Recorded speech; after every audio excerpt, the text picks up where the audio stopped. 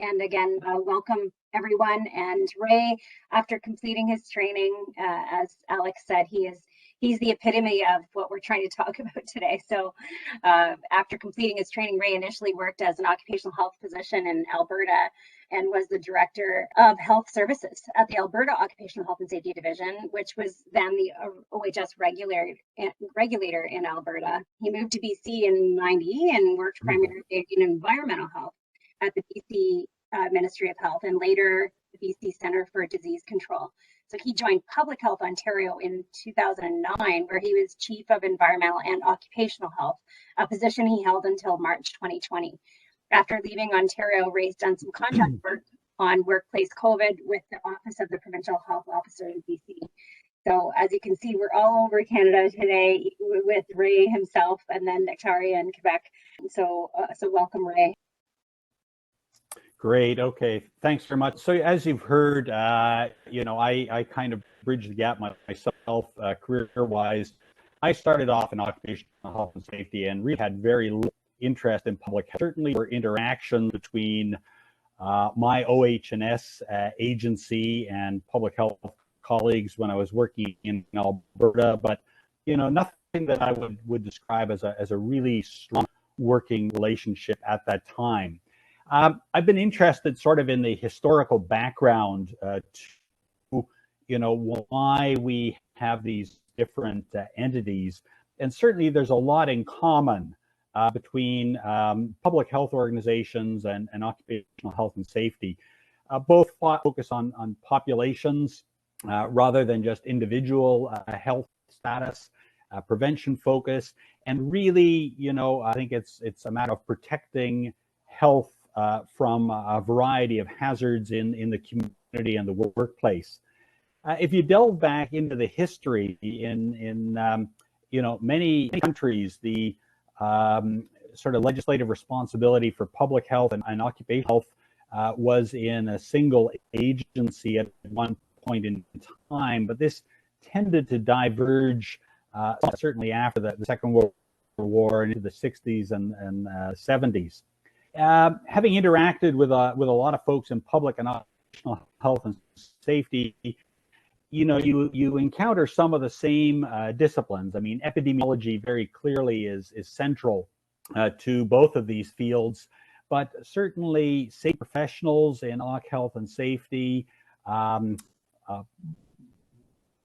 inspectors and public health nurses in public health. And, the physicians that you find in these two areas tend in some cases to have sort of gotten into their pathway. Part of this, I think, harks back to the education, and some institutions train both OH&S and public health professionals.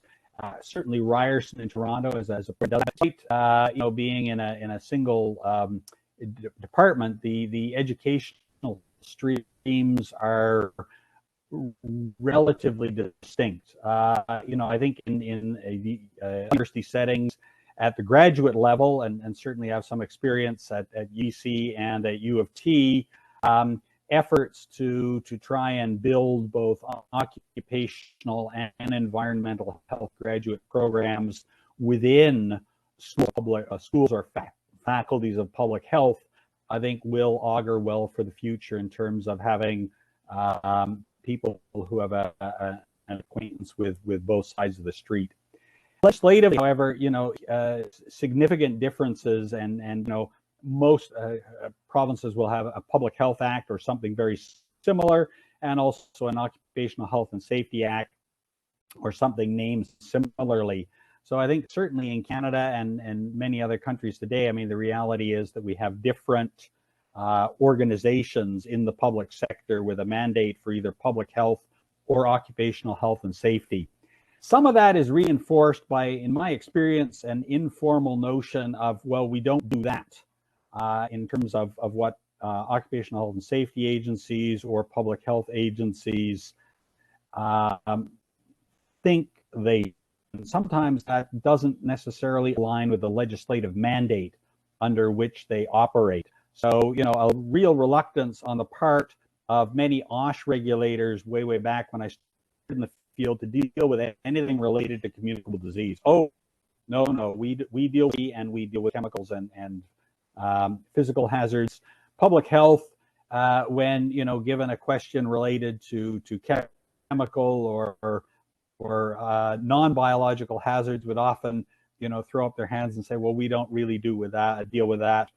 We're more interested, familiar with communicable disease. One of the myths, I think, is that somehow there is a place-based difference between public health and workplace health and safety. I started out in the field, and a lot of workplaces were behind fences, and the only people in that place were workers.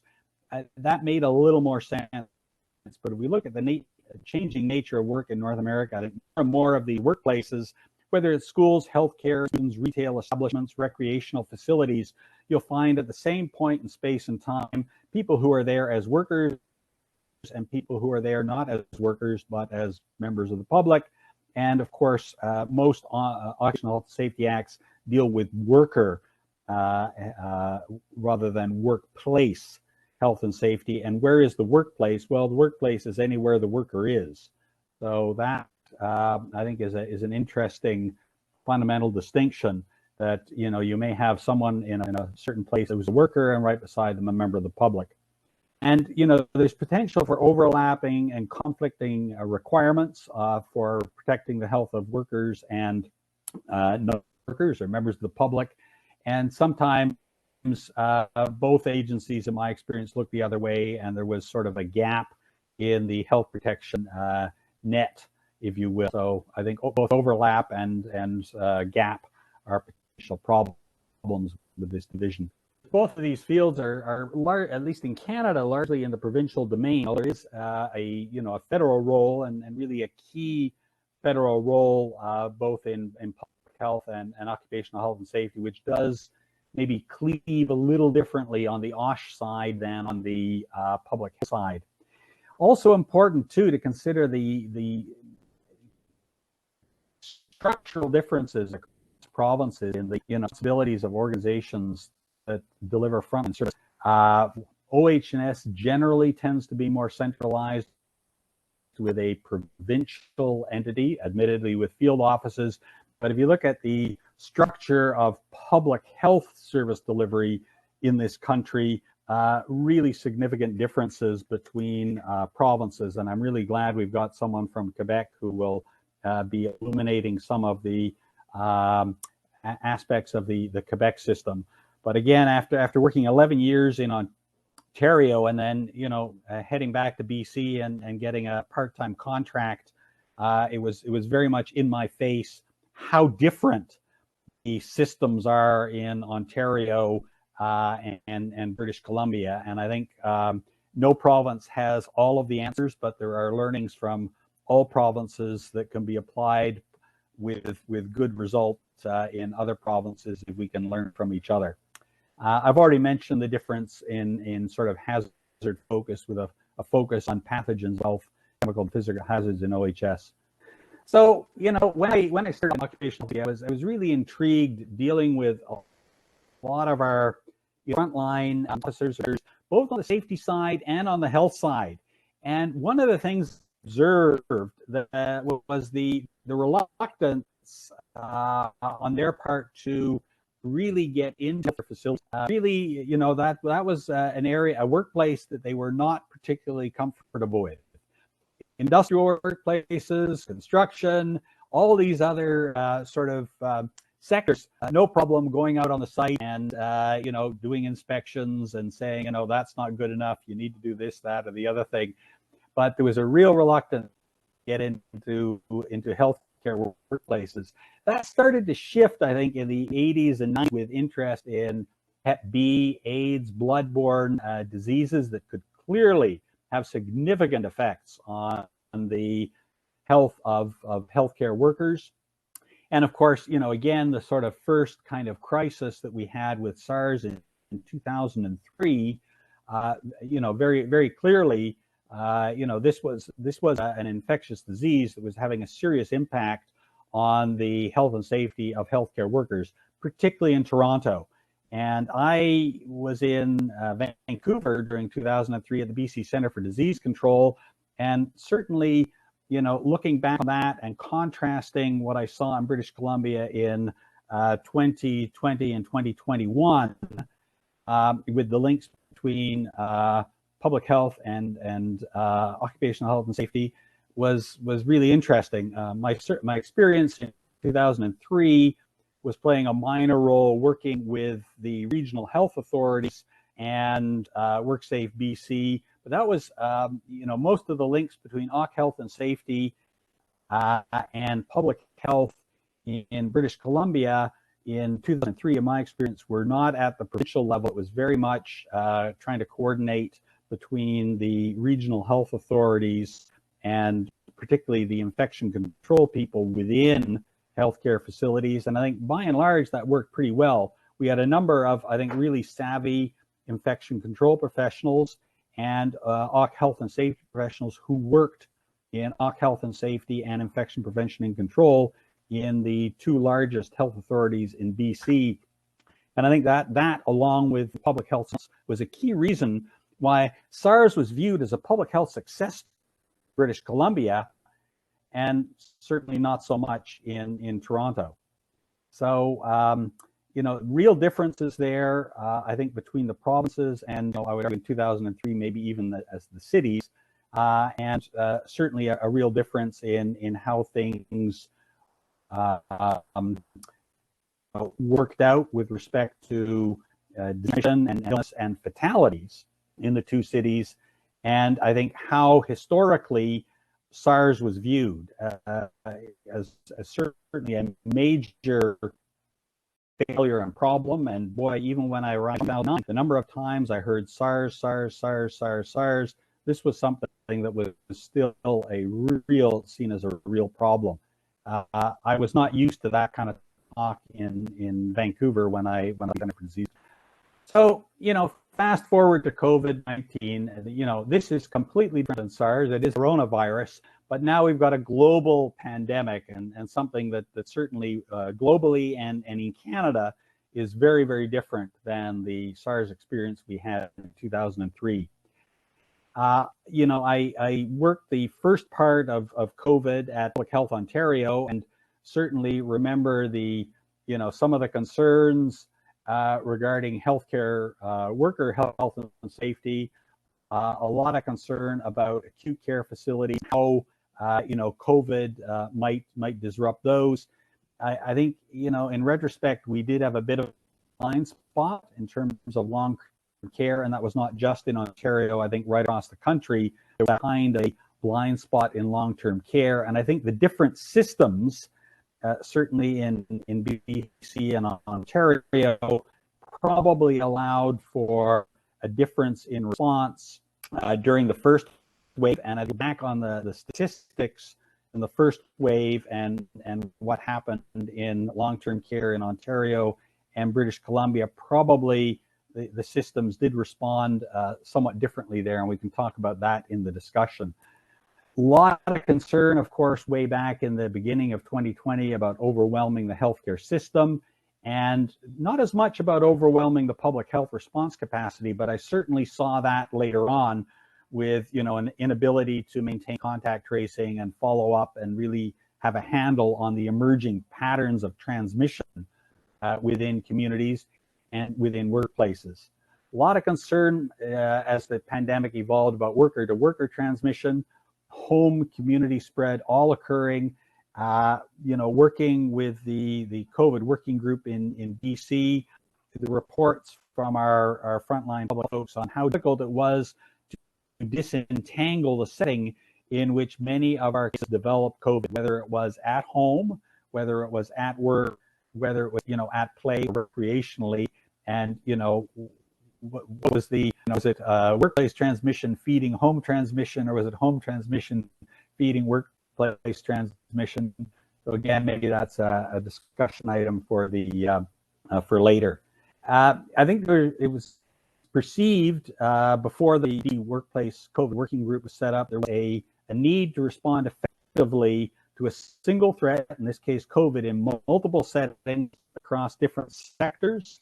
And I think there was interest at the provincial level, and that's a bit of a contrast in experience how SARS played out in British Columbia in 2003, provincial high-level central government interest in how do we coordinate on the front lines of the public health sector, Health and Safety, local bylaw officers, and other provincial peace officers. Without wanting to get into too many details, I can say that there was central government, quote, interest in coordinating this response, and I'll be blunt.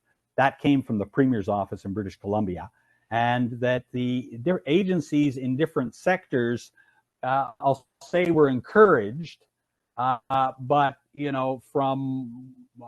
was not party directly to those meetings, but certainly briefings I got people who were there. There was some pretty strong encouragement quotes given to provincial entities to get their, coordinate and collaborate in an effective manner to allow the province to respond to, what at some points in time during second and third waves was a very, very serious challenge that was threatening to, create huge problems in the healthcare system in British Columbia. So the workplace COVID workplace working group was set up. It was primarily public and workplace BC, but we certainly recognized that early on that with respect to farm workers and of our agricultural and food processing establishments, there was a provincial Ministry of Agriculture presence and also a CFIA presence, the federally regulated food processing facility. So we did focus on a provincial response, but we needed to engage on occasion federal departments, including Canadian Border Services Agency, in really making sure that we could keep tabs and monitor effectively people who were coming into the country and then where they went once into Canada or obviously British Columbia. So the COVID working group, in terms of accountability, had a dual accountability to the provincial health officer, or what is the CMOH equivalent, and the Deputy Minister of Health. Staff from the Deputy's office provided the sort of secretariat or support to the working group, and that was really, really helpful. It was chaired by the board of one of our regional health authorities. So again, I think that added some heft or weight to the working group. And we were one of many working groups that was dealing with different facets of COVID in Columbia. Initially, because there was real concern on the part of the provincial health officer about coordinating the public health response within Greater Vancouver, where we have two health authorities, with WorkSafe BC. The initial focus was on the Vancouver Coastal, Fraser Health, and WorkSafe BC coordination, and certainly the vast majority of our COVID cases were occurring in those two regional health authorities. We later expanded to cover the entire province and all 5 regional health authorities. So some of the challenges, consistency across, and I think we had both WorkSafe BC officers and environmental health officers, known as public health inspectors in Ontario, out on the front lines inspecting some of the same places, not entirely consistent results at one point in time. We had different data systems in use by different health authorities and also by WorkSafe BC. It was very interesting, getting the working group together and, different concepts of, and I guess one sort of distinction is that public health was very much a population risk framework that was less clear on the part of WorkSafe BC. And there was certainly a need to agree on some responsibilities, and that was certainly what a lot of our working group discussions were taken up with, at least initially, and we did get good agreement on that. How did this work? I'd like to say a really rigorous evaluation was done. It would be misleading you if I claim, I guess, sort of a less rigorous, sort of personal assessment. I think there were some successes. There were challenges on data sharing, but I think we managed to resolve. those roadblocks. Obviously, personal health information couldn't be divulged to WorkSafe, but I think the RHAs were divulging their appropriately their sort of information on what their staff are doing in different workplaces. And WorkSafe became far more open in sharing their workplace inspection data. We did achieve agreement on high-risk industries after looking at both a sort of modeled framework that WorkSafe BC came up with, and I think a more ad hoc approach that was being used in the health authorities. The group did improve communication across the sectors, and I would argue even between health authorities. Certainly reduced duplication, and I think there was agreement that the active workplace inspections would be handled by workplace. The follow-up on COVID cases and the contact tracing would be handled by the regional health authorities, and sharing of the results of those respective efforts. So I think it did reduce duplication. I think it was a more nuanced and strategic use of the different legislative tools. So is this problem better addressed through the Health and Safety Act, the Public Health Act, or the Emergency Management Act? And having people from different sectors there with their respective legislation, some constructive dialogue there. So I think I mentioned the agreement on roles between WorkSafe and public health. Was there an effect on outcomes? I really, like to have a good, hard, rigorous answer to that. I mean, the historical sort of temporal-based record is, yes, we did manage to get the numbers down. Was that because of what we did, or come any way? I wish I could give a solid answer to that. What we changed did result in improvements in what was being done in workplaces and new measures that would reduce transmission. So lessons. I think there were different strengths in OH&S and public health. I was in awe of the workplace data system, which had a record of every employer in the province, along with a lot of really good information that was useful for public health purposes on those employers. Not perfect, but it was certainly better than any data system that I saw out of public health. We did, I think, make some gains in efficiency and effectiveness with our coordination and collaboration. And I think that goes beyond COVID, and the discussion I hope we get later on. There are gains right across a whole variety of hazards in the health protection area. I think it's pretty clear that a strong external motivator was necessary to encourage, quotes, this collaboration across sectors. And I've already told you that it was the Premier's office here in British Columbia. And, as the third wave ended, or sort of wound down in British Columbia, and we're sort of looking at success at one point, I think there was some indication there might be a drift back to prior ways of doing business, which was a bit troubling, but I think there are ways of perhaps intervening there. And I'd leave you with some questions. So, the folks on the call here think there's enough potential for improvement in worker and public health protection that we should be looking at ways of achieving further coordination, either formal or otherwise, of OH and public. And what about a Ministry of Community and Occupational Health, or other entities like that? The U.S. Centers for Disease Control contain NIOSH, as well as a variety of other agencies dealing more with communicable diseases. Is that a model that we should have in Canada? And I would reflect on how different our federal public health agency of Canada, with respect to its mandate, is how different that is than almost any other sort of developed or Western country, and perhaps we can reflect a bit more on the federal sector as well. So that's it. You are the best. I appreciate it, Ray. Thanks so much. And I love your questions and ideas that we can't wait to pick up on in the panel. We're going to move on to our next speaker.